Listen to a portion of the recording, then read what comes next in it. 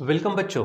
जो हमारा चैप्टर है स्ट्रक्चर ऑफ एटम्स और न्यूक्लिय, तो उसमें हम आज देखने वाले एटॉमिक मॉडल। ठीक है। सो एटॉमिक मॉडल के संबंध में या फिर एटम के संबंध में बोलेंगे। बहुत सारे लोगों की अपनी अपनी अलग अलग थेरीज है, जैसे लूसीफस और डेमोक्रेटिस है, डाल्टन है, उन्होंने अपनी कुछ थेरी में कुछ पॉइंट्स से किए। ठीक है। सो जैसे अगर यहाँ पर देखेंगे तो जैसे लूसीफस, ठीक है, उसके बाद डेमोक्रेटिस, डाल्टन, इन्होंने ये कहा था कि हमारा जो एटम है वो इनडिविजिबल है। ठीक है। इसका मतलब इनडिस्ट्रक्टिबल है, इसका मतलब उसके और भी टुकड़े नहीं किए जा सकते। ठीक है। लेकिन असल बात बच्चों अलग है, क्योंकि वो कैसे उसके बाद में जो साइंटिस्ट आए उन्होंने अपनी अपनी थ्योरी और भी डाली। जो हमारे पास अभी होता है कि एटम न्यूक्लियस है, उसके अराउंड इलेक्ट्रॉन घूमते रहते हैं, लेकिन स्टार्टिंग में ये सब नहीं था। स्टार्टिंग में जो जो थेरीज, जो जो चीज़ें उनको दिखी, वो चीज़ें उनके सामने उन लोगों के सामने रखी अपनी थेरीज में। ठीक है। तो वहाँ पर लूसीफस ने और डेमोक्रेटिस है हमारे पास में, उन्होंने कहा कि matter is made up of individual parts called as atoms. ठीक है। जो एटम है वो इंडिविजिबल है, इनडिस्ट्रक्टिबल है, उसके और भी टुकड़े नहीं किए जा सकते। Dalton gave his atomic theory in 19th century, और उसके थ्योरी के अनुसार भी क्या है कि matter is made up of indestructible particles. ठीक है। यानी जिसको और भी डिस्ट्रॉय नहीं किया जा सकता, जिसको और भी टुकड़ों में बांटा नहीं जा सकता। ठीक है। दूसरा पॉइंट था कि atoms of given element are identical. जितने भी एटम्स है वो किसी एलिमेंट के जितने भी एटम्स है वो आइडेंटिकल होते हैं, और एटम एटम मिलकर क्या होता है कि एक नया सब्सटेंस तैयार होता है। ठीक है। यानी atoms can combine with each other, ठीक है, to form the new substance. ठीक है। यानी एक एटम दूसरे से जुड़ेगा, दूसरा तीसरे से जुड़ेगा। ठीक है। और उससे क्या होगा कि वहाँ पर एक नया सब्सटेंस तैयार होगा। ठीक है। लेकिन अगर बात करते तो जो इन्होंने कहा था कि एटम हमारा इनडिस्ट्रक्टिबल है, तो इसके ऊपर ऑब्जेक्शन लिया हमारे जे थॉमसन ने। ठीक है। कि उनके अनुसार ये है कि हमारा जो एटम है इनडिस्ट्रक्टिबल नहीं है, यानी इंडिविजिबल नहीं है, मतलब उसके टुकड़े हो सकते हैं। तो उसने क्या कहा था कि जे थॉमसन ने क्या कहा कि एटम जो है उसमें क्या है कि एक न्यूक्लियस है, और न्यूक्लियस के अराउंड इलेक्ट्रॉन्स ऐसे, जैसे हमारी अंगूठी वगैरह होती है उसमें जो छोटे छोटे क्या बोलेंगे स्टोन्स होते हैं ना, ऐसे एम्बेड किए जाते हैं, तो उस तरह से इलेक्ट्रॉन उसमें ऐसे बारीक आजू बाजू में, न्यूक्लियस के आजू बाजू में क्या है, एम्बेडेड है। ठीक है। तो ये कहा था क्या कि ये जो है atoms were indestructible was shown to be wrong by J Thomson. इन्होंने ऑब्जेक्शन नहीं लिया, वहाँ पर उसने शो किया कि ये रॉन्ग है। ठीक है। Experiment who discovered electron in 1887, जिसने इलेक्ट्रॉन का जांच ये किया, ठीक है, डिस्कवर किया। थॉमसन के मॉडल के अनुसार, Thomson's model had some deficiencies, उसमें भी कुछ यानी कमियाँ थी, डिमेरिट्स थे। ठीक है। And was later improved by Ernest Rutherford और नील बोहर। ठीक है। तो इसमें भी जो कमी है, देखो बच्चों क्या होता है कि एक आधा कोई साइंटिस्ट है, उन्होंने अपनी थ्योरी लोगों के सामने रखे, उसमें कुछ खामियां होंगी, कोई और उन्हें ढूंढेगा और उन खामियों को दूर करेगा और एक नई थ्योरी अपने सामने रखेगा। जैसे डाल्टन को क्या किया, डाल्टन को मात किया जे थॉमसन ने। जे थॉमसन के इसमें कुछ पॉइंट्स होंगे जो यानी समझने लायक बोलो या फिर मानने लायक नहीं होंगे, तो उसके ऊपर में रुदरफोर्ड आ गया, उसके ऊपर में हमारे पास में नील बोर आ गया। तो उन्होंने जो थ्योरी दी, तो जो हमारे पास पहुंचता है तो वो अपडेटेड आता है वहाँ पर। ठीक है। सो थॉमसन का एटॉमिक मॉडल क्या कहता है वो देख लीजिए। यहाँ पर क्या है कि थॉमसन के मॉडल के अनुसार, ठीक है, एटम एक स्पेरिकल पार्ट है जो न्यूक्लियस कहेंगे, और उसके आजू बाजू में इलेक्ट्रॉन्स क्या एम्बेडेड है। यानी क्या, according to this model an atom is a sphere having a uniform positive charge, जिसमें पूरा का पूरा उस स्पीयर में पॉजिटिव चार्ज है, इन विच इलेक्ट्रॉन्स आर एम्बेडेड। ठीक है। एक पूरा का पूरा ऐसा मान लीजिए जैसे एक आधा लड्डू बनाया अपन ने, मान लीजिए, और उसके ऊपर में छोटे छोटे और भी कुछ चीज़ें लगा दी है। ठीक है। इस तरह से हमारा एटम है। ठीक। फिर क्या कहता है कि this model is refer to as plum pudding, ठीक मॉडल। ठीक है। The total positive charge is equal to the total negative charge of electron. जितना भी टोटल चार्ज है, ठीक है, वो स्पेरिक जो स्पीयर है उसका टोटल पॉजिटिव चार्ज इलेक्ट्रॉन के टोटल चार्ज के बराबर है, इसलिए एटम इलेक्ट्रिकली क्या होगा, वो न्यूट्रल होगा। ठीक है। Charge of electron in the atom rendering it electrically neutral, इसलिए वो पूरा एटम क्या हो जाएगा, इलेक्ट्रिकली न्यूट्रल रहेगा, क्योंकि जितना चार्ज पॉजिटिव चार्ज है उतना ही नेगेटिव चार्ज है। Total positive charge of sphere, ठीक है, जिसको बाद में हम न्यूक्लियस कहेंगे। ठीक है। और इधर में हमारे पास इलेक्ट्रॉन के ऊपर जितना चार्ज है वो एक दूसरे को कैंसिल कर देंगे। ठीक है।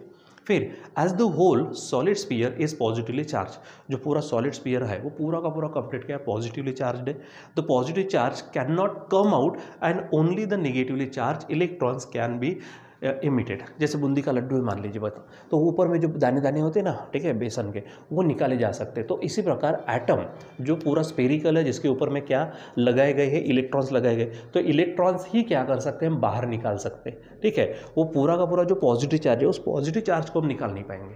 हम किसको निकाल सकते हैं, सिर्फ इलेक्ट्रॉन को। अभी तक ये इन्होंने नहीं बताया था कि इलेक्ट्रॉन रिवॉल्विंग इसमें होते हैं, ठीक है, यानी ऑर्बिट्स में रिवॉल्व करते रहते हैं, ये नहीं बताया, सिर्फ वहाँ पे ऐसे एम्बेडेड है, मतलब उसको लगाए गए हैं। जैसे मैंने कहा ना आपको, किसी एक आधी अंगूठी होती है, अंगूठी में जैसे स्टोन वगैरह हम लगाते हैं, उस तरह से, ठीक है। तो क्या नहीं निकाला जा सकता, पॉजिटिव चार्ज निकाला नहीं जा सकता, सिर्फ किसको निकाला जा सकता, इलेक्ट्रॉन को बाहर निकाला जा सकता, ठीक है। अब ठीक है, the model also explain the formation of ions and ionic compound. Simple बात है, जब यहाँ से आप इलेक्ट्रॉन को बाहर निकालेंगे, मतलब निगेटिव चार्ज जाएगा, तो ज़्यादा बचेगा कौन, पॉजिटिव, यानी आयंस तैयार होंगे, ठीक है। यानी आयन तैयार करने का, आयन फॉर्मेशन का कंसेप्ट बताता ही है, ठीक है। However further experiments on the structure of the atoms which are describe below, ठीक है। अभी एक जो हम गिगर मार्सडन एक्सपेरिमेंट देखेंगे, जिसमें हमने गोल्ड फॉइल के ऊपर में अल्फा पार्टिकल्स का इस्तेमाल किया था। क्या किया, शो किया distribution of charge to be very different than that was propose by Thomson model, ठीक है। तो थॉमसन ने जो बताया था, उसके अलग तरीके से एटॉमिक मॉडल होता है, वो गिगर मार्सडन एक्सपेरिमेंट में हमको क्या होता है कि क्लियर होता है, ठीक है।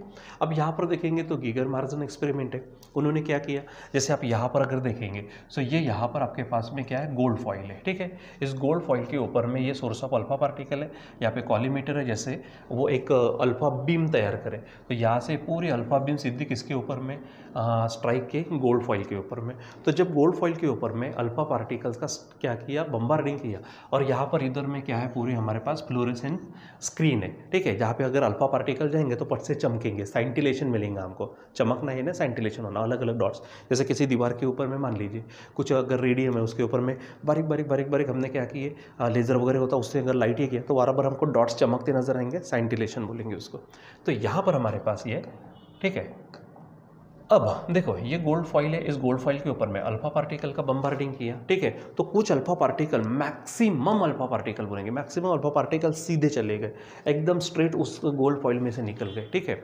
बहुत ही कम 0.01%, ठीक है, 0.01% ही होंगे जो अलग अलग एंगल में क्या हुए, स्कैटर्ड हुए, नहीं तो मैक्सिमम कहाँ से चले गए, सीधे गए, एकदम स्ट्रेट गए, ठीक है। और एकदम कम, जैसे मतलब 7,000 8,000 में से एक आधा ही अल्फा पार्टिकल ऐसा है जो 90 या 90 से ऊपर 180 डिग्री तक क्या हुआ, रिपेल हुआ बोले, या फिर स्कैटर्ड हुआ, ठीक है। सो यहाँ से पता चलता है कि कुछ तो भी ठोस है जिससे क्या हुआ, वो बाहर यानी रिपेल्ड हुए। 180 डिग्री से अगर रिपेल होता है मतलब कुछ तो भी उसके बीच में आया, तो और कुछ नहीं, वही न्यूक्लियस था हमारा। और कुछ क्या हुए, साइड से निकले 90 केस में, और मैक्सिमम कहाँ गए, सीधे गए। मतलब हो सकता है कि जो ठोस है, जिसको हम न्यूक्लियस कहेंगे, उसके अराउंड इलेक्ट्रॉन घूमते रहते हैं, और उनके बीच में एक जो गैप होंगे, गैप में से पूरे के पूरे अल्फा पार्टिकल सीधे निकल गए, ठीक है।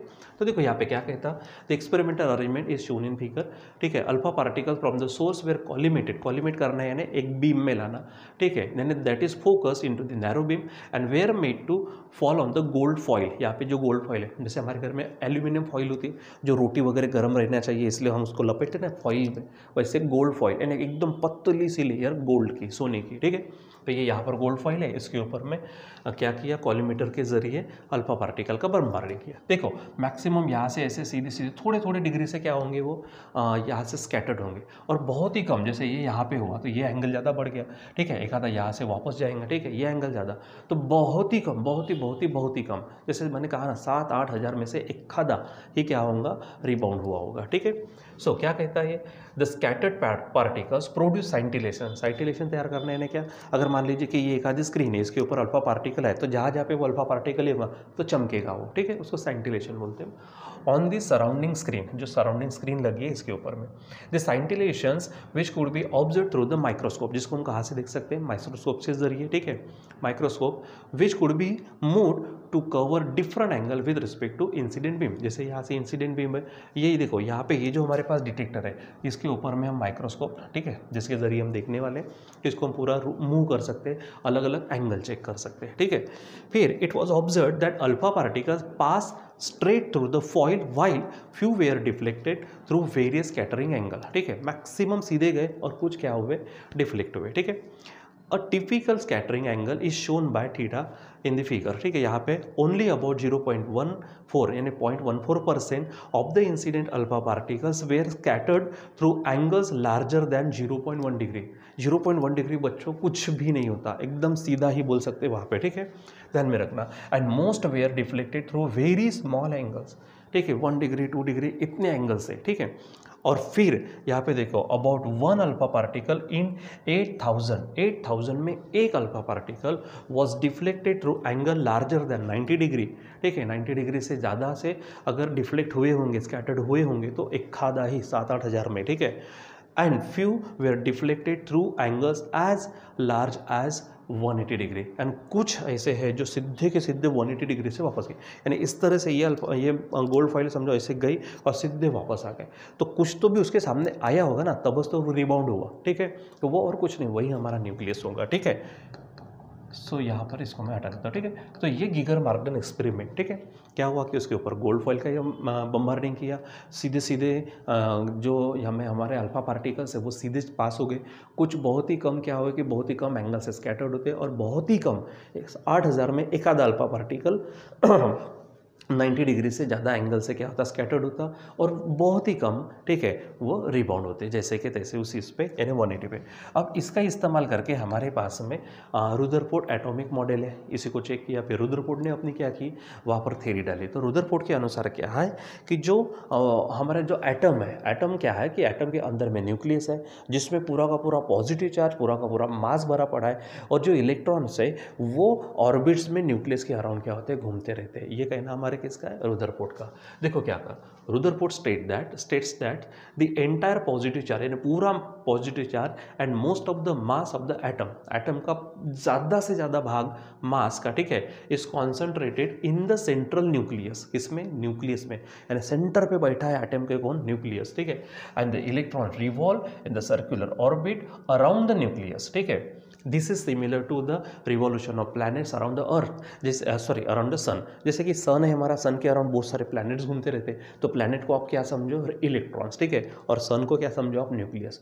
ये बताते हैं कौन, हमारे रुदरफोर्ड मॉडल, ठीक है, यानी रुदरफोर्ड का वो कहना है। अब revolution of electron was necessary as, ठीक है, रिवॉल्यूशन। अब उन्होंने ये बताया पहले तो, जैसे थॉमसन के इसमें देखो, तो वहाँ पे क्या कहा कि उन्होंने स्पेरिकल पार्ट के आजू बाजू में इलेक्ट्रॉन्स क्या है, पूरे भरे पड़े एम्बेडेड है, ऐसा बताया, ठीक है, यानी इलेक्ट्रॉन्स को रखा गया। लेकिन यहाँ पर ये थ्योरी कहती है रुदरफोर्ड की कि इलेक्ट्रॉन का घूमना ज़रूरी है। इलेक्ट्रॉन का घूमना क्या जरूरी है, जैसे अगर मान लीजिए कि ये न्यूक्लियस है और यहाँ पे इलेक्ट्रॉन है, अगर ये घूमेगा नहीं तो यहाँ पे आके धाड़ से यहाँ पे क्या हो जाएगा, वो न्यूक्लियस पे आ धमकेगा, यानी न्यूक्लियस को डिस्ट्रॉय कर देगा, एटम हमारा डिस्ट्रॉय हो जाएगा, यानी एटम रहेगा नहीं, ठीक है।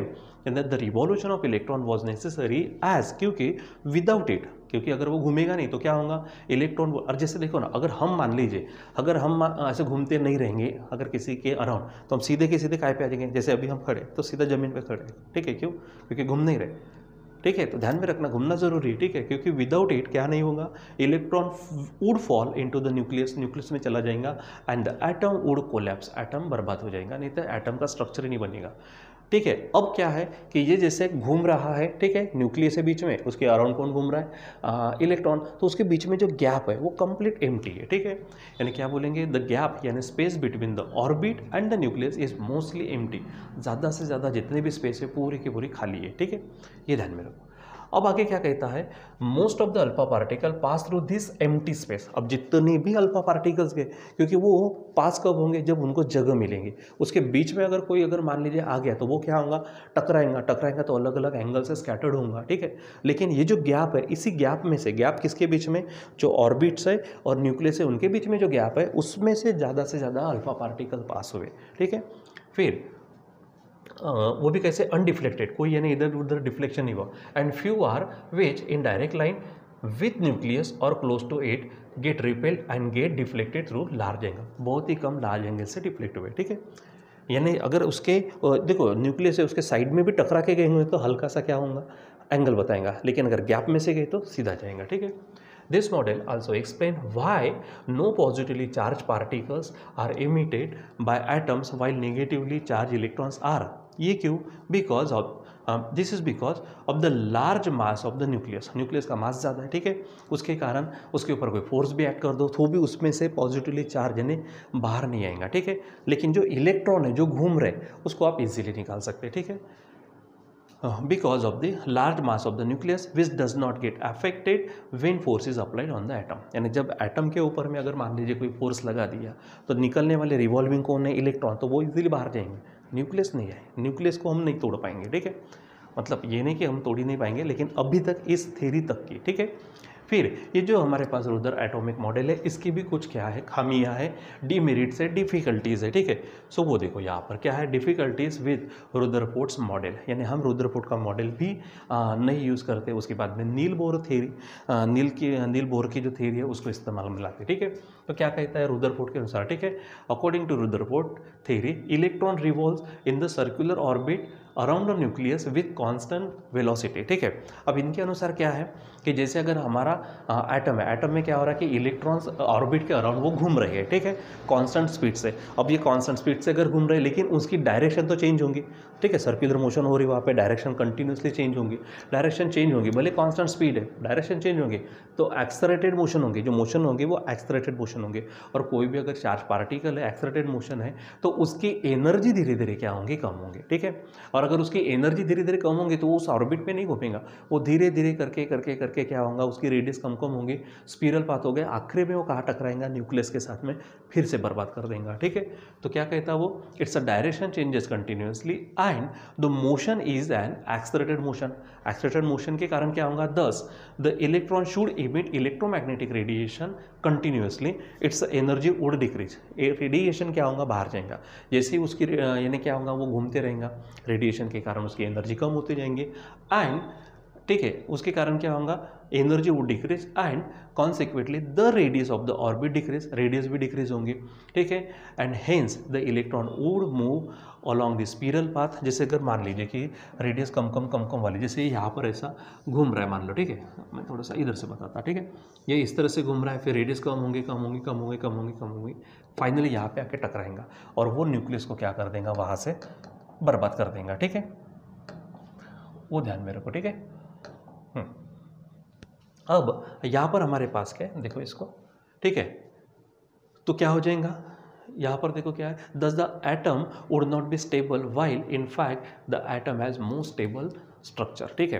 तो वह स्पिरल पाथ में घूमकर इलेक्ट्रॉन किसके साथ टकराएगा, न्यूक्लियस के साथ, न्यूक्लियस को बर्बाद करेगा, एटम बर्बाद हो जाएगा, यानी वो स्टेबल नहीं रहेगा। लेकिन हम अगर देखते हैं तो सबसे स्टेबल हमारा एटम ही होता है, ठीक है। सो आगे बढ़ते हैं। उसके बाद में उन्होंने क्या कहा कि revolving electron emit the radiation, ठीक है, ऑफ कंटिन्यूस फ्रीक्वेंसी, ठीक है, यानी constantly with varying frequency, sorry, तो वेराइंग फ्रीक्वेंसी के साथ में रेडिएशन को वो इमिट करता है, ठीक है, और इसी के कारण हमको कंटिन्यूस स्पेक्ट्रम मिलना चाहिए, ठीक है। ये कहना है रुदरफोर्ड का कि जब वो इलेक्ट्रॉन घूम रहा है तो, ठीक है, इलेक्ट्रॉन घूमते घूमते रेडिएशन बाहर जाएगा, वेराइंग फ्रीक्वेंसी का, अलग अलग फ्रीक्वेंसी का कंटिन्यूसली वो भी, और उसके कारण हमको क्या मिलेगा, कंटिन्यूस स्पेक्ट्रा मिलेगा, ठीक है। लेकिन असल देखा जाए तो हमको कंटिन्यूस स्पेक्ट्रा नहीं मिलता, हमको लाइन स्पेक्ट्रा मिलता है, लाइन स्पेक्ट्रम मिलता है, जो हम एनर्जी देखते हैं इलेक्ट्रॉन की, एनर्जी इलेक्ट्रॉन की देखते तो वहाँ पे हम एक्चुअली हम इसको देख चुके हैं, ठीक है। तो एनर्जी कब ये होती है, जब इलेक्ट्रॉन अपने ही ऑर्बिट में घूमता तो एनर्जी रेडिएट नहीं करता, वो हायर एनर्जी लेवल से लोअर एनर्जी लेवल पर जब जंप करता तब जाके क्या होता है, वहाँ पे रेडिएशन बाहर आता है, ठीक है, और पर्टिकुलर वेवलेंथ के, और पर्टिकुलर वेवलेंथ, वो जो वेवलेंथ है उसी को हम लाइन यानी स्पेक्ट्रल लाइन बोलते हैं। तो हमको एक्चुअली लाइन स्पेक्ट्रा मिलता है, लाइन स्पेक्ट्रम मिलते हैं, जिसमें हमको अलग अलग लाइंस को अगर बंच कर दो, सीरीज़ बना दो तो अलग अलग सीरीज़ मिलती है। जैसे हमारे पास लाइमन सीरीज़ है, बाल्मर सीरीज़ है, पैशन सीरीज़ है, ब्रैकेट सीरीज़ है, फर्न सीरीज़ है, ये सब मिलता, तो हमको ऐसे लाइन लाइन लाइन से मिलता, यानी कंटिन्यूसली हमको नहीं मिलता, कंटिन्यूस स्पेक्ट्रम हमको नहीं मिलता, ठीक है, ध्यान में रखो। लेकिन ये क्या कहता, revolving electron emit the radiation continuously with varying frequencies, hence the spectrum is continuous spectrum, हमको continuous spectrum मिलता, एक्चुअली ऐसा नहीं होता, but they do not constantly emit electromagnetic radiation, लेकिन एक्चुअली ये है कि कॉन्स्टेंटली इलेक्ट्रोमैग्नेटिक रेडिएशन वो इमिट नहीं करते, and definitely not varying frequency, और अलग अलग फ्रीक्वेंसी की तो बात ही नहीं है, क्योंकि फ्रीक्वेंसी डिटरमाइन बाय दी किसके कारण होता है, डिटरमाइन सोर्स के कारण, ठीक है, और फ्रीक्वेंसी चेंज नहीं होती, ठीक है। So the atomic spectra are found to be line spectra. हमको क्या मिलते हैं, वो लाइन स्पेक्ट्रम, ठीक है, यानी अलग अलग लाइनें वेवलेंथ मिलेंगी ना हमको। जब वो हायर एनर्जी लेवल से लोअर एनर्जी लेवल में आएगा तब जाके रेडिएशन बाहर जाएंगे, हमको एक पर्टिकुलर वेवलेंथ के रेडिएशन मिलेगा, वो वेवलेंथ ही लाइन स्पेक्ट्रल लाइन है। तो ऐसे हमको लाइन स्पेक्ट्रम में मिलता, कंटिन्यूस स्पेक्ट्रम हमको मिलता नहीं, ठीक है। तो Rutherford model fell on all these counts, ठीक है। अगर बात करते हैं, जैसे यहाँ की अगर बात करते हैं, अगर वो घूम रहा है, ठीक है, अगर वो घूम रहा है, ध्यान में रखना, अगर वो घूम रहा है तो उसकी एनर्जी क्या होंगी, कम होंगी, और वो उसकी रेडियस कम हो जाएंगे, और फाइनली वो न्यूक्लियस के साथ टकराएगा, न्यूक्लियस को कोलैप्स कर देगा, स्टेबल नहीं बनाएगा किसको, एटम को। लेकिन ऐसा होता नहीं, यहाँ पे भी वो यानी फेल होता है, उसको एक्सप्लेन करता कि ऐसा क्यों होगा, ठीक है। अगर उसने कहा कि वो यहाँ पे एटम बर्बाद होना चाहिए लेकिन होता नहीं, तो क्यों, इसका रीज़न नहीं बता पाया। दूसरा, वो कंटिन्यूस स्पेक्ट्रम की बात करती, ठीक है, कि उसकी जो फ्रीक्वेंसी है रेडिएशन बाहर निकलने की, वो वेरिंग फ्रीक्वेंसी होती है, चेंजेबल फ्रीक्वेंसी होती है, जिसके कारण कंटिन्यूस स्पेक्ट्रा मिलना चाहिए। लेकिन एटॉमिक स्पेक्ट्रा हमको कंटिन्यूस ना मिलते, वो लाइन स्पेक्ट्रम के फॉर्म में मिलता है, ठीक है। इसको भी वो क्यों ऐसा होता है वो एक्सप्लेन नहीं होता। तो वो एक्सप्लेन होता है हमारे नील बोर की थ्योरी में, जहाँ पे हमारे 3 पोस्टुलेट्स है।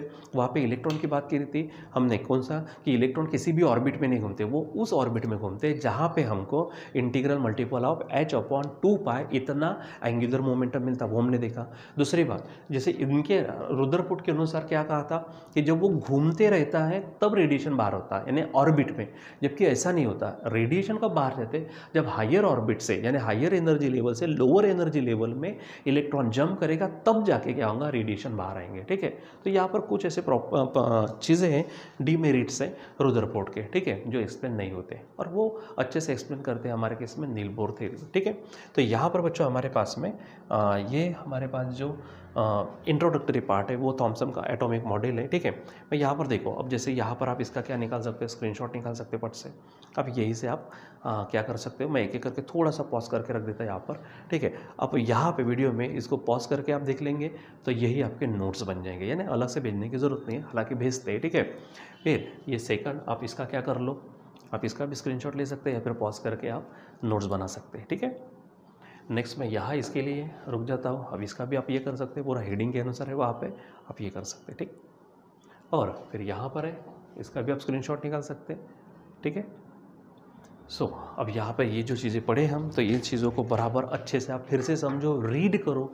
देखो बच्चों, कभी कभी ना बुक, एक्चुअली कभी कभी नहीं बोलेंगे, हमेशा ही बोलेंगे, बुक्स पढ़ा करो, ठीक है। जो भी चीज़ें टॉपिक पढ़ा करो, टॉपिक अगर आप पढ़ेंगे तो हमसे पहले आपको बहुत अच्छे से समझ में आ जाएगा, ठीक है। आप चाहते हैं कि आपको अच्छे से समझे, तो पहले आप खुद पढ़ा करो, उसके बाद में टीचर द्वारा जो पढ़ाया जाता है उसको समझा करो, उसके बाद में नोट्स राइटिंग का पार्ट होता है, फिर रिविज़न का पार्ट होता है, ठीक है। अरे बहुत सारी चीज़ें थी, कभी हम इसके बारे में बात करेंगे, ठीक बच्चों। सो आज के लिए बस इतना ही, बाकी हम कंटिन्यू करेंगे बाद में। Till then bye.